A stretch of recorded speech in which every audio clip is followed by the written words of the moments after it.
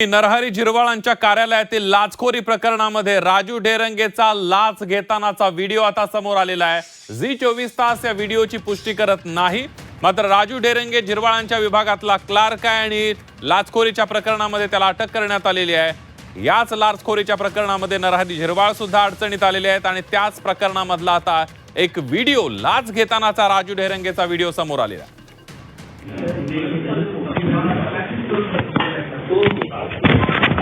व्हॉट्सअपला मेसेज टाकून ठेवा। हो हो हो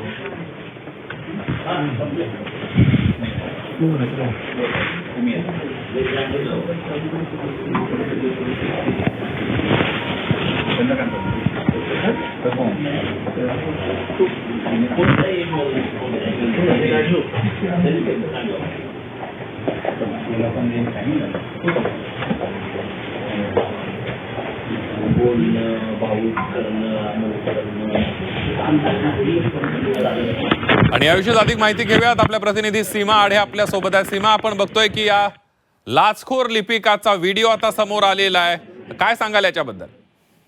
नक्कीच मागच्या आठवड्यामध्ये गुरुवारी खरं तर ही बातमी, मोठी बातमी जी आहे ती बाहेर आलेली होती की नरहरी झिरवाळ यांच्या दालनामध्ये काम करणाऱ्या क्लर्क म्हणजे कर्मचारी जो होता तो लाच घेताना पकडला गेलेला होता।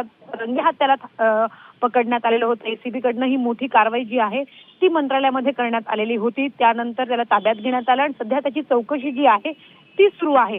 त्यानंतर आपण पाहतोय म्हणजे साधारण 7 दिवसानंतर या प्रकरणाचा थेट व्हिडिओ जो आहे तो समोर आल्याचा आपल्याला पाहायला मिळत आहे। लाच घेतानाचा जो हा व्हिडिओ आहे, जी आतापर्यंत या संदर्भातल्या बातमी येत होत्या, आता थेट व्हिडिओ आल्याचं आपल्याला पाहायला मिळत आहे। या व्हिडिओच्या माध्यमातून खरं तर आता अनेक चर्चांना उधाण आलेलं आहे की व्हिडिओ जेव्हा तो कर्मचारी लाच घेत होता तेव्हाचा हा व्हिडिओ असल्याचं म्हटलं जातंय। त्यामुळे आता या व्हिडिओवरून कशा पद्धतीने राजकारण तापणार हे पाहणं महत्त्वाचं असेल।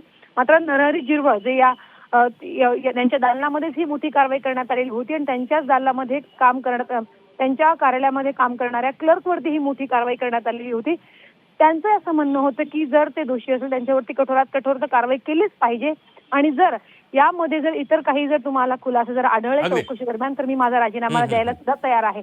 त्यामुळे 7 दिवस म्हणजे संपूर्ण 8 दिवस याच प्रकरणावरून महाराष्ट्राच्या राज्यामध्ये अगदी या लाचखोरीच्या प्रकरणामुळे लिपिकाला अटक झाली आहे। नरहरी झिरवाळ संकटात आलेली आहेत, पक्षामधून नाराजी आहे, पक्षप्रमुख ज्या उपमुख्यमंत्री आहेत त्या सुद्धा नाराज झाल्याचं आपल्याला पाहायला मिळतं। धन्यवाद सीमा दिलेल्या सविस्तर माहितीबद्दल।